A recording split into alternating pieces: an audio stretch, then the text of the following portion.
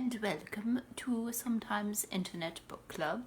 This week we are going to be reading from Sir Arthur Conan Doyle's famous stories about the great detective Sherlock Holmes.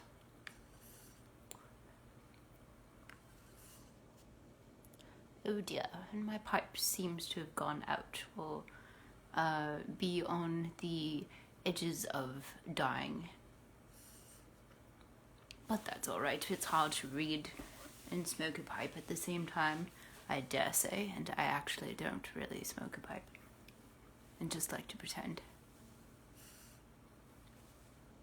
Anyhow, so we are going to start with the very first Sherlock Holmes short story, A Scandal in Bohemia.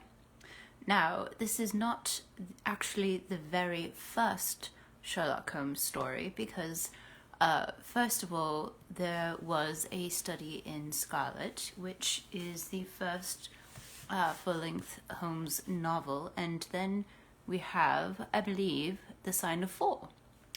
And if you are familiar with your Sherlock Holmes, you'll remember that at the end of The Sign of Four, Dr. Watson ends up getting married. Yes, I think it has gone out. I'll put it up there. And pardon my fake British accent, that's just for fun. Anyway, so Dr. Watson has gotten married at the end of The Sign of Four, and so when we pick up here in A Scandal in Bohemia, as you will see from the narration that he provides, he has not been living at Baker Street for some time. But that does not prevent him from going on adventures with Holmes. So, without further ado, here is A Scandal in Bohemia. To Sherlock Holmes, she is always the woman. I have seldom heard him mention her under any other name. In his eyes, she eclipses and predominates the whole of her sex. It was not that he felt any emotion akin to love for Irene Adler. All emotions, and that one particularly, were abhorrent to his cold, precise, but admirably balanced mind. He was, I take it, the most perfect reasoning and observing machine that the world has seen, but as a lover he would have placed himself in a false position. He never spoke of the softer passions, save with a jibe and a sneer. They were admirable things for the observer, excellent for drawing the veil from men's motives and actions. But for the trained reasoner to admit such intrusions into his own delicate and finely adjusted temperament was to introduce a distracting factor which might throw a doubt upon all his mental results. Grit in a sensitive instrument, or a crack in one of his own high-power lenses, would not be more disturbing than a strong emotion in a nature such as his. And yet there was but one woman to him, and that woman was the late Irene Adler, of dubious and questionable memory. I had seen little of Holmes lately. My marriage had drifted us away from each other. My own complete happiness and the home-centered interests which rise up around the man who first finds himself master of his own establishment were sufficient to absorb all my attention, while Holmes, who loathed every form of society with his whole Bohemian soul, remained in our lodgings in Baker Street, buried among his old books, and alternating from week to week between cocaine and ambition, the drowsiness of the drug, and the fierce energy of his own keen nature. He was still, as ever, deeply attracted by the study of crime, and occupied his immense faculties and extraordinary powers of observation in following out those clues, clues, and clearing up those mysteries which had been abandoned as hopeless by the official police. From time to time I heard some vague account of his doings, of his summons to Odessa in the case of the Trepoff murder, of his clearing up of the singular tragedy of the Atkinson brothers at Trincomalee, and finally of the mission which he had accomplished so delicately and successfully for the reigning family of Holland. Beyond these signs of his activity, however, which I merely shared with all the readers of the daily press, I knew little of my former friend and companion. One night, it was the 20th of March, 1888, I was returning from a journey to a patient, for I had now returned to civil practice, when my way led me through Baker Street. As I passed the well-remembered door, which must always be associated in my mind with my wooing, and with the dark incidents of the study in scarlet, I was seized with a keen desire to see Holmes again, and to know how he was employing his extraordinary powers. His rooms were brilliantly lit, and, even as I looked up, I saw his tall, spare figure pass twice in a dark silhouette across the blind. He was pacing the room swiftly, eagerly, with his head sunk upon his chest and his hands clasped behind him. To me, who knew his every mood and habit, his attitude and manner told their own story. He was at work again. He had risen out of his drug-created dreams and was hot upon the scent of some new problem. I rang the bell and was shown up to the chamber which had formerly been in part my own. His manner was not effusive. It seldom was, but he was glad, I think, to see me. With hardly a word spoken, but with a kindly eye, he waved me to an armchair, threw across his case of cigars, and indicated a spirit case and a gasogene in the corner. Then he stood before the fire and looked me over in his singular introspective fashion. "Wedlock suits you," he remarked. "I think, Watson, that you have put on 7.5 pounds since I saw you." "7," I answered. "Indeed, I should have thought a little more. Just a trifle more, I fancy, Watson. And in practice again, I observe. You did not tell me that you intended to go into harness." "Then how do you know?" "I see it. I deduce it. How do I know that you have been getting yourself very wet lately, and that you have a most clumsy and careless servant girl?" "My dear Holmes," said I, "this is too much. You would certainly have been burned had you lived a few centuries ago. It is true that I had a country walk on Thursday and came home in a dreadful mess, but as I have changed my clothes, I can't imagine how you deduce it. As to Mary Jane, she is incorrigible, and my wife has given her notice. But there, again, I fail to see how you work it out." He chuckled to himself and rubbed his long, nervous hands together. "It is simplicity itself," said he. "My eyes tell me that on the inside of your left shoe, just where the firelight strikes it, the leather is scored by 6 almost parallel cuts.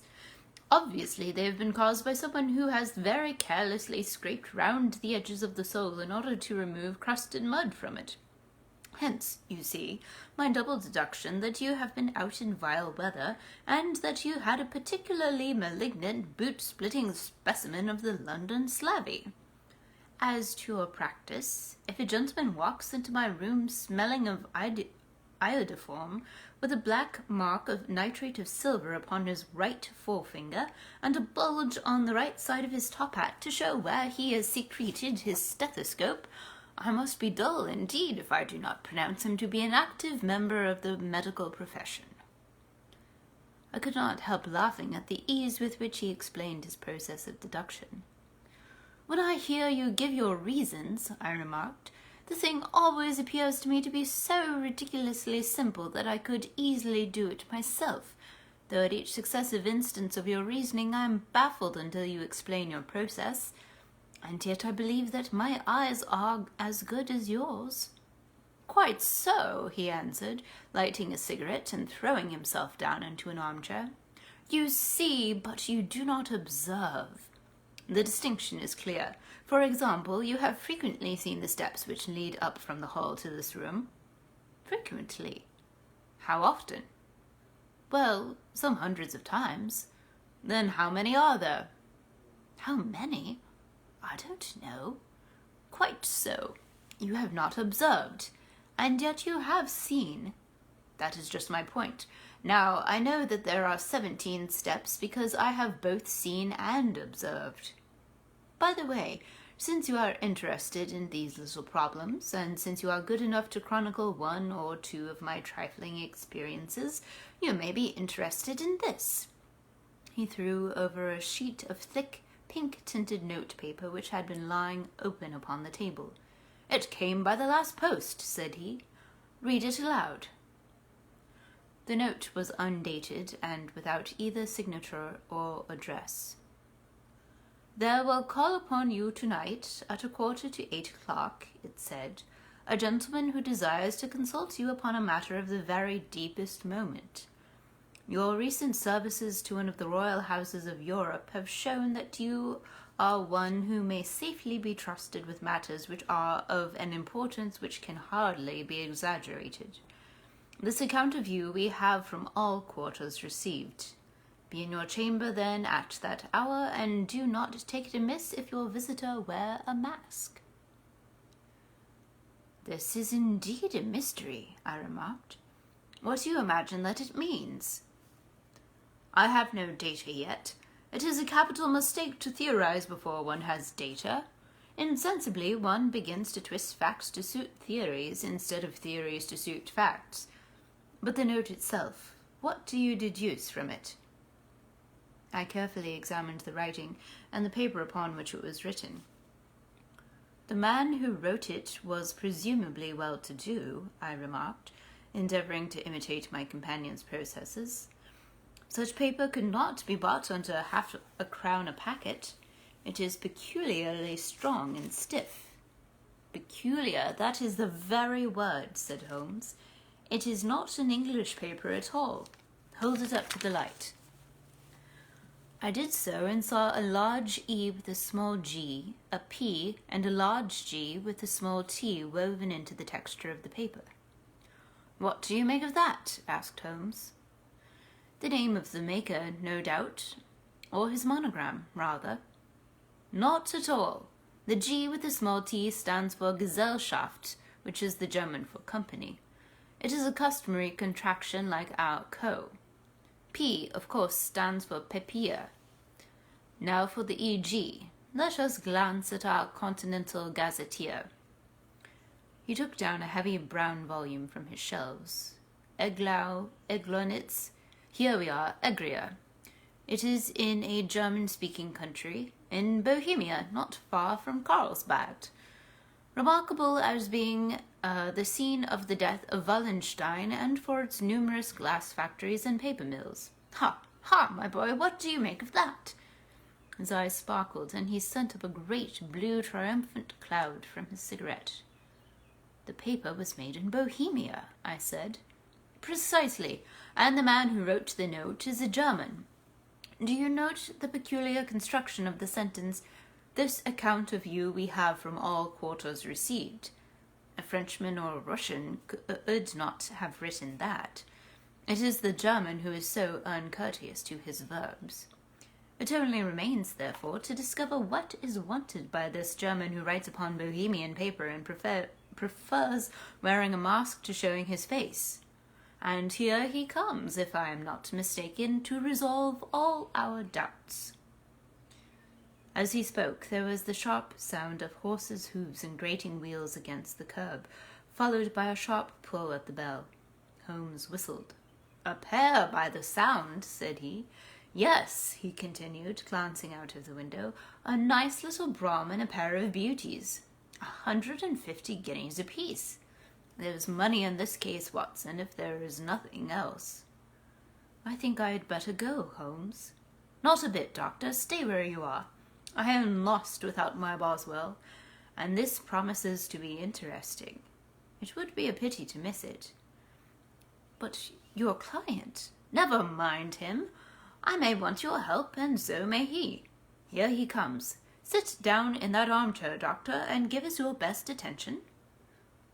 A slow and heavy step, which had been heard upon the stairs and in the passage, paused immediately outside the door. Then there was a loud and authoritative tap. "Come in," said Holmes. A man entered who could hardly have been less than 6 feet 6 inches in height, with the chest and limbs of a Hercules. His dress was rich with a richness which would, in England, be looked upon as akin to bad taste. Heavy bands of astrakhan were slashed across the sleeves and fronts of his double-breasted coat, while the deep blue cloak which was thrown over his shoulders was lined with flame-coloured silk and secured at the neck with a brooch which consisted of a single flaming beryl. Boots which extended halfway up his calves and which were trimmed at the tops with rich brown fur completed the impression of barbaric opulence which was suggested by his whole appearance. He carried a broad-brimmed hat in his hand, while he wore across the upper part of his face, extending down past the cheekbones, a black vizard mask, which he had apparently adjusted that very moment, for his hand was still raised to it as he entered. From the lower part of the face he appeared to be a man of strong character, with a thick, hanging lip and a long, straight chin suggestive of resolution pushed to the point of obstinacy. "You had my note?" he asked with a deep, harsh voice and a strongly marked German accent. "I told you that I would call." He looked from one to the other of us, as if uncertain which to address. "Pray take a seat," said Holmes. "This is my friend and colleague, Dr. Watson, who is occasionally good enough to help me in my cases. Whom have I the honour to address?"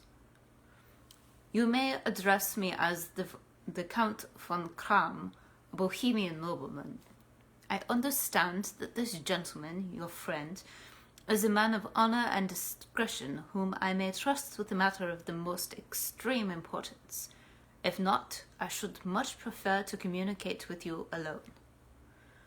I rose to go, but Holmes caught me by the wrist and pushed me back into my chair. "It is both or none," said he. "You may say before this gentleman anything which you may say to me." The Count shrugged his broad shoulders. "Then I must begin," said he, "by binding you both to absolute secrecy for 2 years. At the end of that time the matter will be of no importance. At present it is not too much to say that it is of such weight it may have an influence upon European history." "I promise," said Holmes. "And I." "You will excuse this mask," continued our strange visitor. "The august person who employs me wishes his agent to be unknown to you, and I may confess at once that the title by which I have just called myself is not exactly my own." "I was aware of it," said Holmes dryly. "The circumstances are of great delicacy, and every precaution has been taken to quench what might grow to be an immense scandal and seriously compromise one of the reigning families of Europe. To speak plainly, the matter implicates the great house of Ormstein, hereditary kings of Bohemia." "I was also aware of that," murmured Holmes, settling himself down in his armchair and closing his eyes.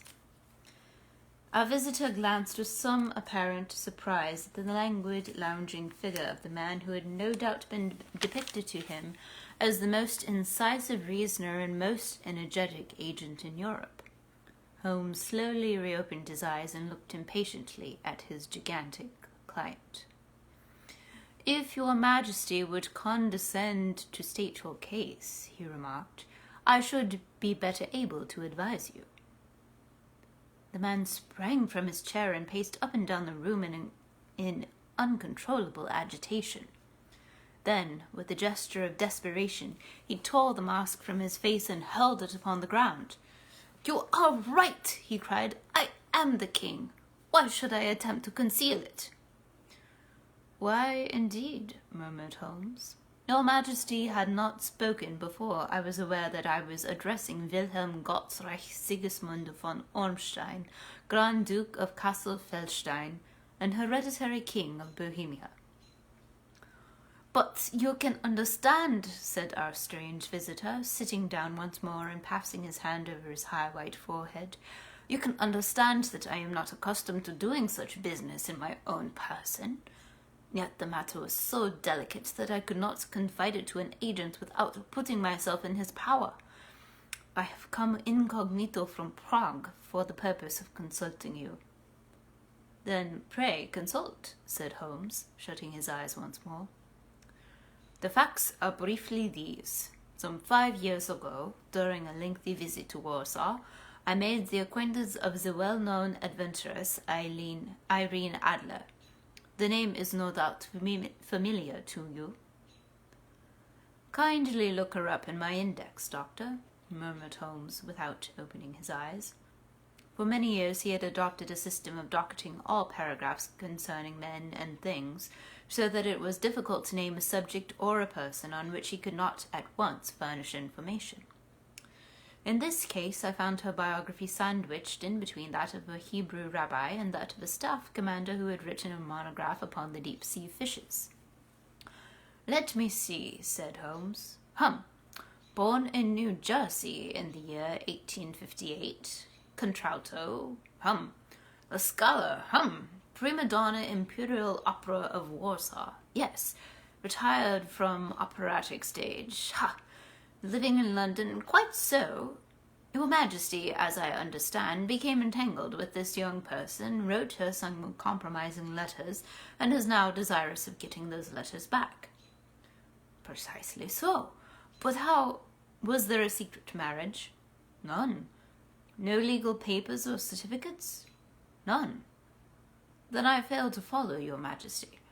If this young person should produce her letters for blackmailing or other purposes, how is she to prove their authenticity?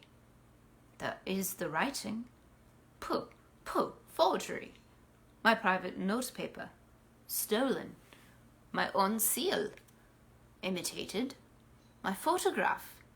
Bought. We were both in the photograph. Oh dear, that is very bad. Your Majesty has indeed committed an indiscretion. I was mad, insane. You have compromised yourself seriously. I was only Crown Prince then. I was young. I am but 30 now. It must be recovered. We have tried and failed. Your Majesty must pay. It must be bought. She will not sell. Stolen, then. 5 attempts have been made. Twice burglars in my pay ransacked her house. Once we diverted her luggage when she travelled. Twice she has been waylaid. There has been no result. No sign of it. Absolutely none. Holmes laughed. It is quite a pretty little problem, said he. But a very serious one to me, returned the king reproachfully. Very indeed. And what does she propose to do with the photograph? To ruin me. But how? I am about to be married. So I have heard. To Clotilde Lotman von Saxe-Meiningen, second daughter of the King of Scandinavia. You may know the strict principles of her family. She is herself the very soul of delicacy. A shadow of a doubt as to my conduct would bring the matter to an end. And Irene Adler threatened to send them the photograph. And she will do it. I know that she will do it. You do not know her, but she has a soul of steel. She has the face of the most beautiful of women and the mind of the most resolute of men. Rather than I should marry another woman, there are no lengths to which she would not go. None. You are sure that she has not sent it yet? I am sure. And why? Because she has said that she would send it on the day when the betrothal was publicly proclaimed. That will be next Monday. Oh, then we have 3 days yet, said Holmes with a yawn. That is very fortunate, as I have 1 or 2 matters of importance to look into just at present. Your Majesty will, of course, stay in London for the present? Certainly. You will find me at the Langham under the name of Count von Kram. Then I shall drop you a line to let you know how we progress. Pray do so. I shall be all anxiety. Then, as to money, you have carte blanche. Absolutely. I tell you that I would give one of the provinces of my kingdom to have that photograph. And for present expenses? The king took a heavy chamois leather bag from under his cloak and laid it on the table. "There are 300 pounds in gold and 700 in notes," he said. Holmes scribbled a receipt upon a sheet of his notebook and handed it to him. "And mademoiselle's address?" he asked. "Is Briony Lodge, Serpentine Avenue, St. John's Wood." Holmes took a note of it. "One other question," said he. "Was the photograph a cabinet?" "It was." "Then good night to your Majesty, and I trust that we shall soon have some good news for you. And good night, Watson," he added, as the wheels of the royal brougham rolled down the street. "If you will be good enough to call tomorrow afternoon at 3 o'clock, I should like to chat this little matter over with you."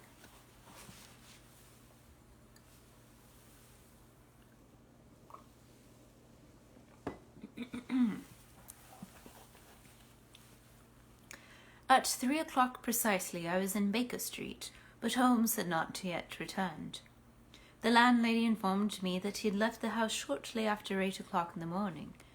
I sat down beside the fire, however, with the intention of waiting for him, however long he might be.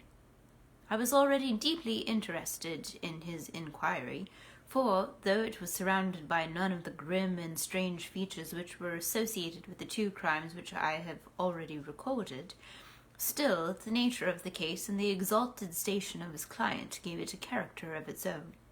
Indeed, apart from the nature of the investigation which my friend had on hand, there was something in his masterly grasp of the situation and his keen, incisive reasoning which made it a pleasure to me to study his system of work, and to follow the quick, subtle methods by which he disentangled the most inextricable mysteries. So accustomed was I to his invariable success that the very possibility of his failing had ceased to enter into my head. It was close upon 4 before the door opened, and a drunken-looking groom, ill-kempt and side-whiskered, with an inflamed face and disreputable clothes, walked into the room. Accustomed as I was to my friend's amazing powers in the use of disguises, I had to look 3 times before I was certain that it was indeed he. With a nod he vanished into the bedroom, whence he emerged in 5 minutes, tweed-suited and respectable, as of old. Putting his hands into his pockets, he stretched out his legs in front of the fire and laughed heartily for some minutes. "Well, really," he cried, and then he choked and laughed again until he was obliged to lie back, limp and helpless, in the chair. "What is it?" "It's quite too funny. I am sure you can never guess how I employed my morning, or what I ended by doing." "I can't imagine. I suppose that you have been watching the habits, and perhaps the house, of Miss Irene Adler."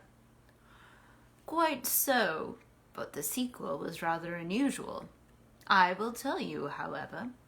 I left the house a little after 8 o'clock this morning in the character of a groom out of work.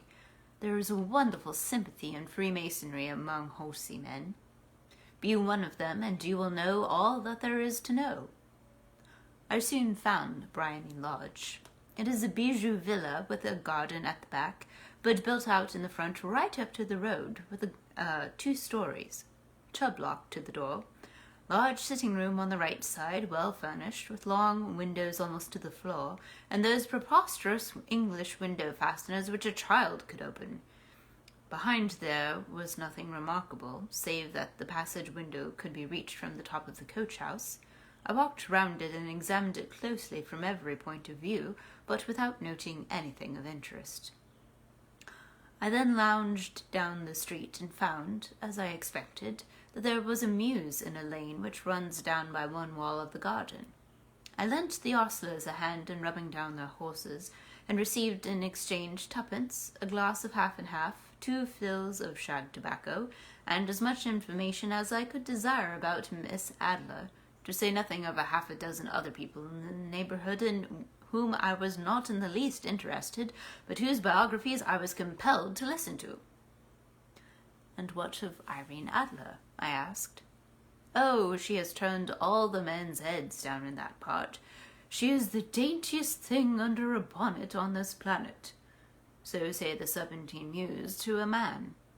She lives quietly, sings at concerts, drives out at 5 every day, and returns at 7 sharp for dinner. Seldom goes out at other times, except when she sings. Has only one male visitor, but a good deal of him.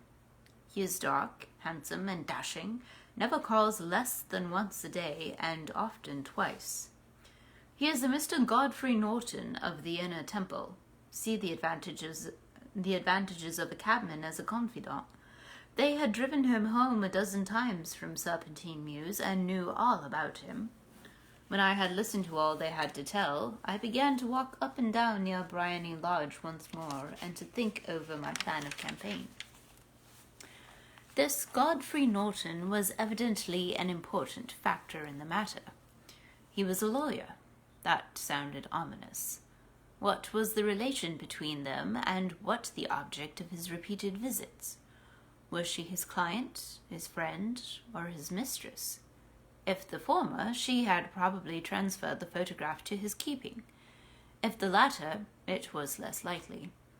On the issue of this question depended whether I should continue my work at Briony Lodge, or turn my attention to the gentlemen's chambers in the Temple. It was a delicate point, and it widened the field of my inquiry. I fear that I bore you with these details, but I have to let you see my little difficulties if you are to understand the situation. I am following you closely, I answered. I was still balancing the matter in my mind when a hansom cab drove up to Briony Lodge, and a gentleman sprang out. He was a remarkably handsome man, dark, aquiline, and moustached, evidently the man of whom I had heard. He appeared to be in a great hurry, shouted to the cabman to wait, and brushed past the maid who opened the door with the air of a man who was thoroughly at home. He was in the house about half an hour, and I could catch glimpses of him in the windows of the sitting-room, pacing up and down, talking excitedly, and waving his arms. Of her I could see nothing. Presently he emerged, looking even more flurried than before. As he stepped up to the cab, he pulled a gold watch from his pocket and looked at it earnestly. "Drive like the devil," he shouted. "First to Gross and Hankey's in Regent Street, and then to the Church of St. Monica in the Edgware Road. Half a guinea if you can do it in 20 minutes. Away they went, and I was just wondering whether I should not do well to follow them, when up the lane came a neat little landau, the coachman with his coat only half-buttoned, and his tie under his ear, while all the tags of his harness were sticking out of the buckles. It hadn't pulled up before she shot out of the hall door and into it. I only caught a glimpse of her at the moment, but she was a lovely woman, with a face that a man might die for. "The Church of St. Monica, John," she cried, "and half a sovereign if you reach it in 20 minutes. This was quite too good to lose, Watson. I was just balancing whether I should run for it, or whether I should perch behind her landau, when a cab came through the street. The driver looked twice at such a shabby fare, but I jumped in before he could object. "The Church of St. Monica," said I, "and half a sovereign if you reach it in 20 minutes. It was 25 minutes to 12, and of course it was clear enough what was in the wind. My cabby drove fast. I don't think I ever drove faster, but the others were there before us. The cabman and the landau with their steaming horses were in front of the door when I arrived. I paid the man and hurried into the church. There was not a soul there save the two whom I had followed, and a surpliced clergyman who seemed to be expostulating with them. They were all three standing in a knot in front of the altar. I lounged up the side aisle like any other idler who has dropped into a church. Suddenly, to my surprise, the three at the altar faced round to me, and Godfrey Norton came running as hard as he could towards me. "Thank God!" he cried. "You'll do! Come, come!" "What then?" I asked. Come, only 3 minutes, or it won't be legal." I was half dragged up to the altar, and before I knew where I was, I found myself mumbling responses which were whispered in my ear, and vouching for things of which I knew nothing, and generally assisting in the secure tying up of Irene Adler, spinster, to Godfrey Norton, bachelor. It was all done in an instant, and there was the gentleman thanking me on the one side and the lady on the other, while the clergyman beamed on me in front. It was the most preposterous position in which I ever found myself in my life, and it was the thought of it that started me laughing just now. It seems that there had been some informality about their license, that the clergyman absolutely refused to marry them without a witness of some sort, and that my lucky appearance saved the bridegroom from having to sally out into the streets in search of a best man. The bride gave me a sovereign, and I mean to wear it on my watch chain in memory of the occasion. "This is a very unexpected turn of affairs," said I. "And what then?" "Well, I found my plans very seriously menaced. It looked as if the pair might take an immediate departure, and so necessitate very prompt and energetic measures on my part. At the church door, however, they separated, he driving back to the temple, and she to her own house. "I shall drive out in the park at 5 as usual," she said as she left him. I heard no more. They drove away in different directions, and I went off to make my own arrangements. "Which are?" "Some cold beef and a glass of beer," he answered, ringing the bell. "I have been too busy to think of food, and am likely to be busier still this evening. By the way, Doctor, I shall want your cooperation." "I shall be delighted." "You don't mind breaking the law?" "Not in the least." "Nor running a chance of arrest?" "Not in a good cause." "Oh, the cause is excellent." "Then I am your man." "I was sure that I might rely on you." "But what is it you wish?" "When Mrs. Turner has brought in the tray, I will make it clear to you.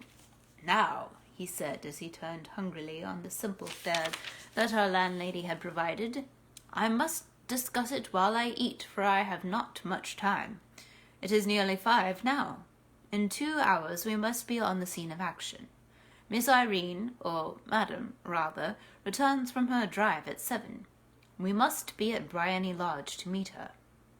"And what then?" "You must leave that to me. I have already arranged what is to occur, and there is only one point on which I must insist. You must not interfere, come what may. You understand?" "I am to be neutral?" "To do nothing whatever. There will probably be some small unpleasantness. Do not join in it. It will end in my being conveyed into the house. 4 or 5 minutes afterwards the sitting-room window will open. You are to station yourself close to that open window." "Yes." "You are to watch me, for I will be visible to you." "Yes." "And when I raise my hand, so, you will throw into the room what I give you to throw, and will, at the same time, raise the cry of fire. You quite follow me?" "Entirely."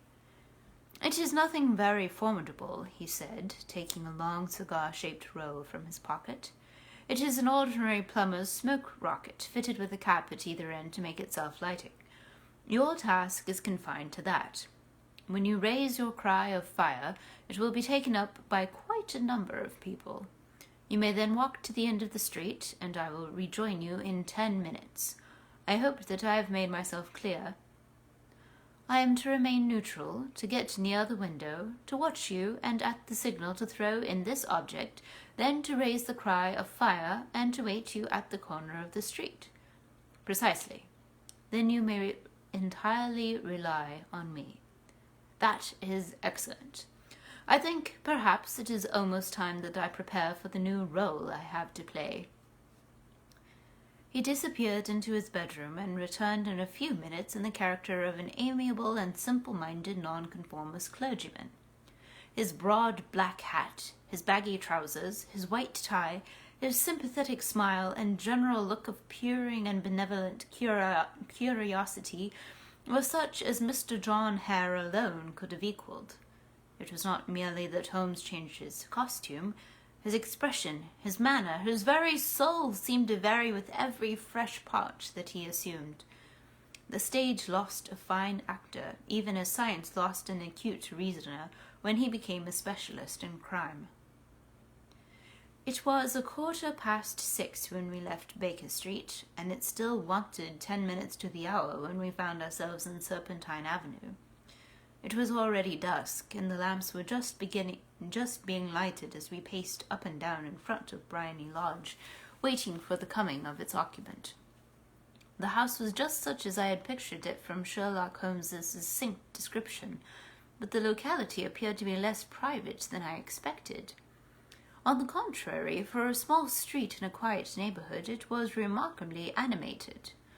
There was a group of shabbily dressed men smoking and laughing in a corner, a scissors grinder with his wheel, 2 guardsmen who were flirting with a nurse girl, and several well-dressed young men who were lounging up and down with cigars in their mouths. "You see," remarked Holmes, as we paced to and fro in front of the house, "this marriage rather simplifies matters. The photograph becomes a double-edged weapon now. The chances are that she would be as averse to its being seen by Mr. Godfrey Norton as our client is to its coming to the eyes of his princess. Now the question is, where are we to find the photograph?" "Where, indeed? It is most unlikely that she carries it about with her. It is a cabinet size, too large for easy concealment about a woman's dress. She knows that the king is capable of having her waylaid and searched. 2 attempts of the sort have already been made. We may take it, then, that she does not carry it about with her." "Where, then?" "Her banker or her lawyer. There is that double possibility. But I am inclined to think neither. Women are naturally secretive, and they like to do their own secreting. Why should she hand it over to anyone else? She could trust her own guardianship, but she could not tell what indirect or political influence might be brought to bear upon a businessman. Besides, remember that she had resolved to use it within a few days. It must be where she can lay her hands upon it. It must be in her own house." "But it has twice been burgled." "Pshaw! They did not know how to look." "But how will you look?" "I will not look." "What then?" "I will get her to show me." "But she will refuse." "She will not be able to." "But I hear the rumble of wheels. It is her carriage. Now carry out my orders to the letter." As he spoke, the gleam of the side-lights of a carriage came round the curve of the avenue. It was a smart little landau which rattled up to the door of Briony Lodge. As it pulled up, one of the loafing men at the corner dashed forward to open the door in the hope of earning a copper, but was elbowed away by another loafer who had rushed up with the same intention. A fierce quarrel broke out, which was increased by the 2 guardsmen, who took sides with one of the loungers, and by the scissors grinder, who was equally hot upon the other side. A blow was struck, and in an instant the lady, who had stepped from her carriage, was the centre of a little knot of flushed and struggling men, who struck savagely at each other with their fists and sticks. Holmes dashed into the crowd to protect the lady, but just as he reached her he gave a cry and dropped to the ground, with the blood running freely down his face. At his fall the guardsmen took to their heels in one direction and the loungers in the other, while a number of better-dressed people, who had watched the scuffle without taking part in it, crowded in to help the lady and to attend to the injured man. Irene Adler, as I will still call her, had hurried up the steps, but she stood at the top with her superb figure outlined against the lights of the hall, looking back into the street. "Is the poor gentleman much hurt?" she asked. "He is dead!" cried several voices. No, there's life in him," shouted another, "but he'll be gone before you can get him to hospital." He's a brave fellow, said a woman. "They would have had the lady's purse and watch if it hadn't been for him. They were a gang, and a rough one, too. Ah, he's breathing now." "He can't lie in this street. May we bring him in, Ma'am?" "Surely. Bring him into the sitting-room. There is a comfortable sofa. This way, please." Slowly and solemnly he was borne into Briony Lodge and laid out in the principal room, while I still observed the proceedings from my post by the window. The lamps had been lit, but the blinds had not been drawn, so that I could see Holmes as he lay upon the couch. I do not know whether he was seized with compunction at that moment for the part he was playing, but I know that I never felt more heartily ashamed of myself in my life than when I saw the beautiful creature against whom I was conspiring, or the grace and kindliness with which she waited upon the injured man. And yet it would be the blackest treachery to Holmes to draw back now from the part which he had entrusted to me. I hardened my heart and took the smoke rocket from under my ulster. After all, I thought, we are not injuring her. We are but preventing her from injuring another. Holmes had sat up upon the couch, and I saw him motion like a man who is in need of air. A maid rushed across and threw open the window. At the same instant I saw him raise his hand, and at the signal I tossed my rocket into the room with a cry of "Fire!"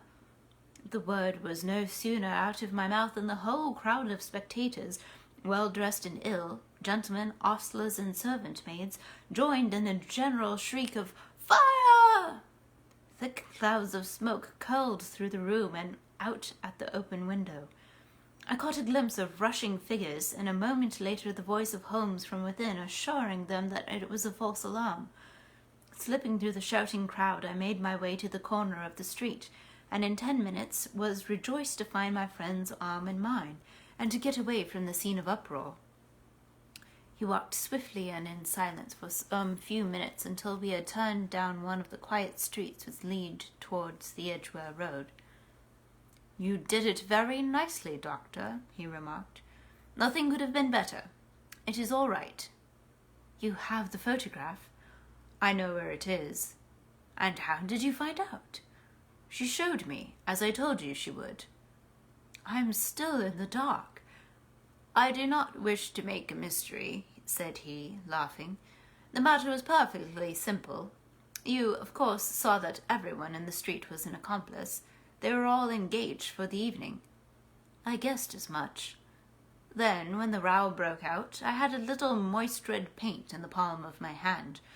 I rushed forward, fell down, clapped my hand to my face, and became a piteous spectacle. It is an old trick. That also I could fathom. Then they carried me in. She was bound to have me in. What else could she do? And into her sitting room, which was the very room which I suspected. It lay between that and her bedroom, and I was determined to see which. They laid me on a couch. I motioned for air. They were compelled to open the window, and you had your chance." "How did that help you?" "It was all important. When a woman thinks that her house is on fire, her instinct is at once to rush to the thing which she values most. It is a perfectly overpowering impulse, and I have more than once taken advantage of it. In the case of the Darlington substitution scandal, it was of use to me, and also in the Arnsworth Castle business.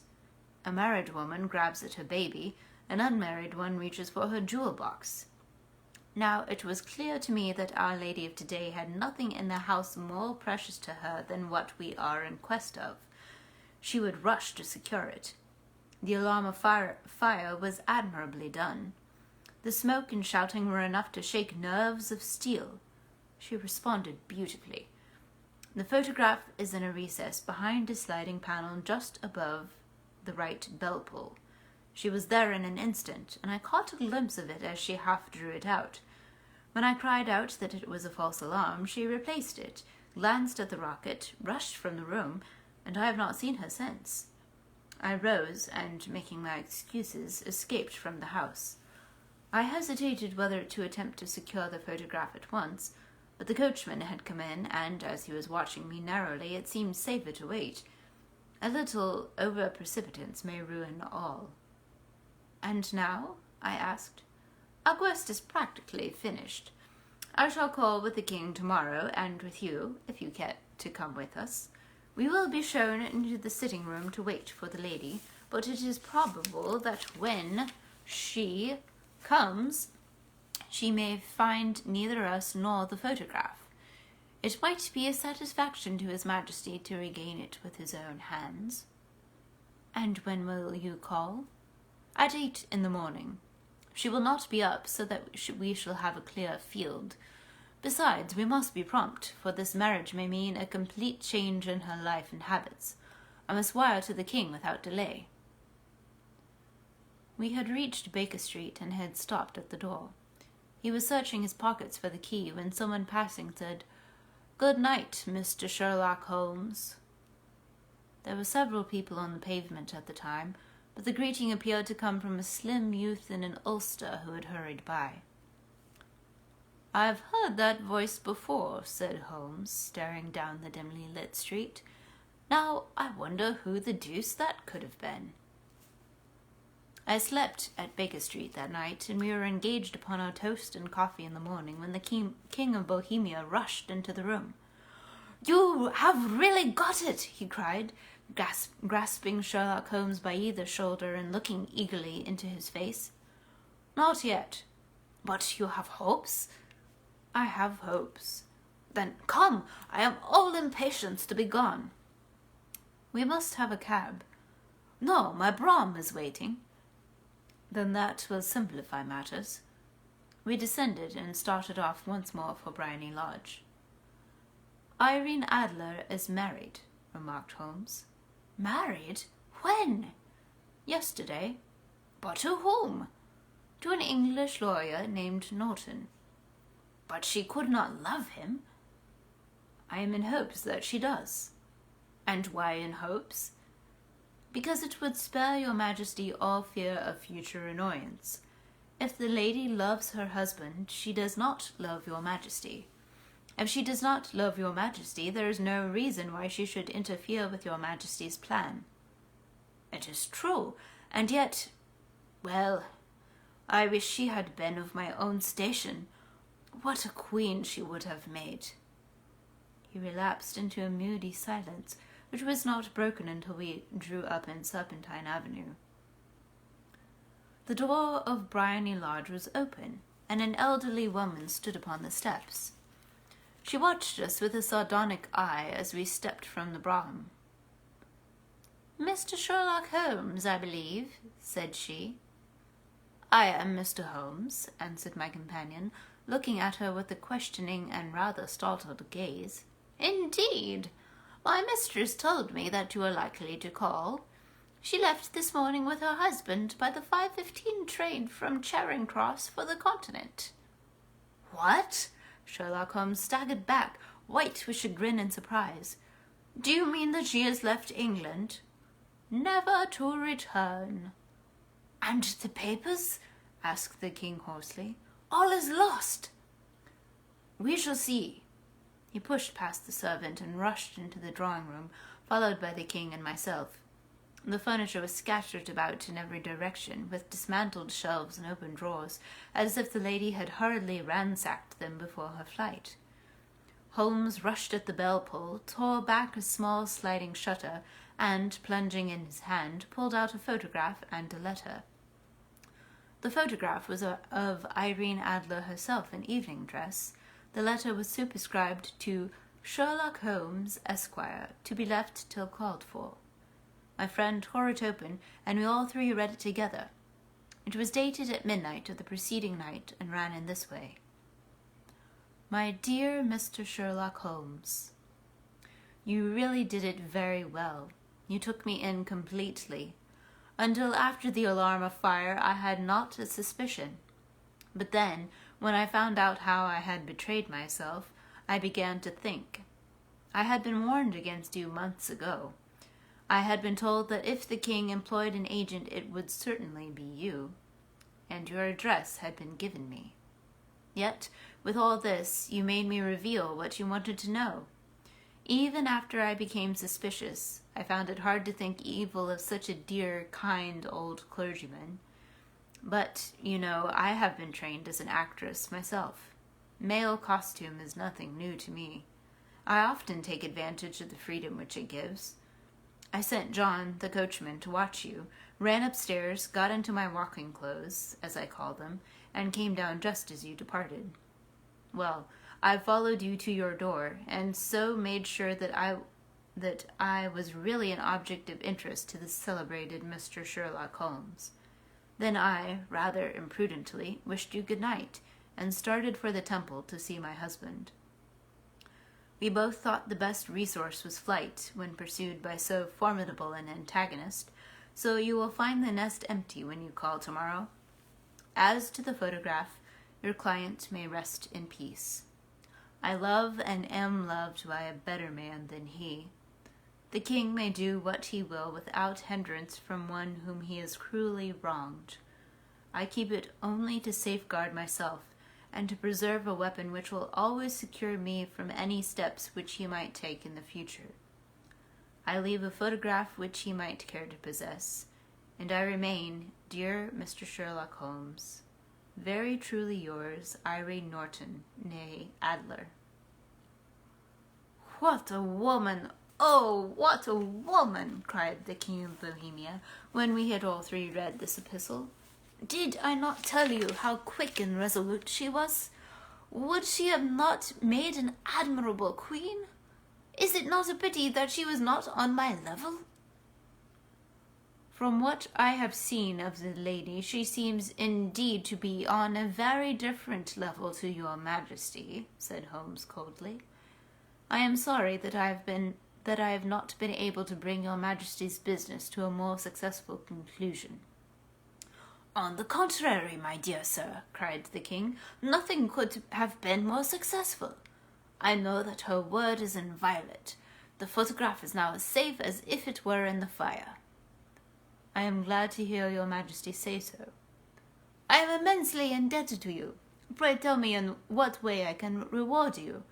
This ring. He slipped an emerald snake ring from his finger and held it out upon the palm of his hand. Your Majesty has something which I should value even more highly, said Holmes. You have but to name it. This photograph. The king stared at him in amazement. Irene's photograph, he cried. Certainly, if you wish it. I thank your Majesty. Then there is no more to be done in the matter. I have the honor to wish you a very good morning. He bowed, and turning away without observing the hand which the king had stretched out to him, he set off in my company for his chambers.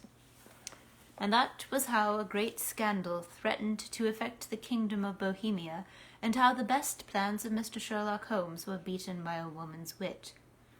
He used to make merry over the cleverness of women, but I have not heard him do it of late. And when he speaks of Irene Adler, or when he refers to her photograph, it is always under the honorable title of the woman. And there you have it.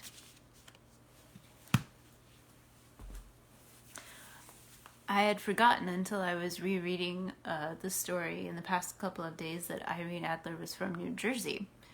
And it's interesting how often Americans crop up in the Sherlock Holmes stories, because in 2 of the 4 novels, America plays a significant role, and actually, well, the United States specifically. And then I think that in The Hound of the Baskervilles, Sir Henry Baskerville is supposed to come from Canada, where he's been living.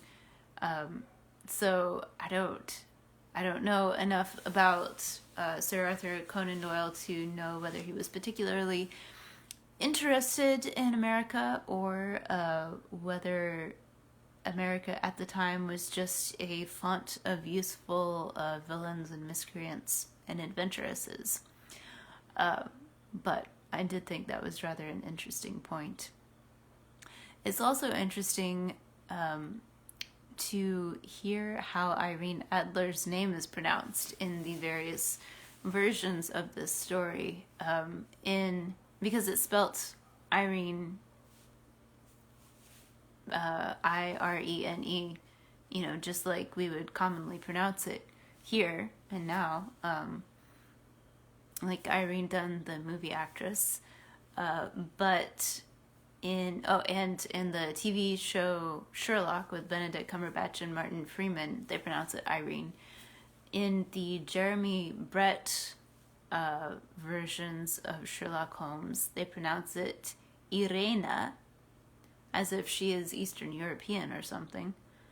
And I can't remember if they mention that she's from New Jersey or not. But then I think it must have been a Sherlock Holmes radio show from the 30s or 40s, I've heard it pronounced Irene. So that made me curious whether all three of those were legitimate pronunciations for that spelling of the name once upon a time, or whether people decided that her name needed to sound more mysterious and more adventuresome or exotic because she was apparently this wildly exotic New Jerseyite. Can you just imagine her talking with a modern New Jersey accent? That came to mind while I was reading, and I was sorely tempted to imagine it into the story, but a New Jersey accent is even harder to speak in than a German accent. I think, at least for me, being a Midwesterner. So there you have it. I would love to hear your thoughts about this story. There's a lot of interesting things that we could talk about, like Sir Arthur Conan Doyle's opinion of women and Sherlock Holmes's opinion of women. Oh, speaking of women, it's interesting also to note that their landlady in this instance is not Mrs. Hudson. So I don't know if the character of Mrs. Hudson had not been created yet. I didn't go back to the first two novels to look and see if she was in those, but I believe that she's in the later stories at least. But maybe Conan Doyle just hadn't created her character yet. At any rate, there is a lot that's interesting that we could talk about. So either leave a comment here or elsewhere on Facebook or Instagram or somewhere on the internet. And if you hashtag it with the tag Sometimes Internet Book Club, it will thread the conversation. So that's that. I will see you later when we will read The Adventure of the Engineer's Thumb. Bye-bye.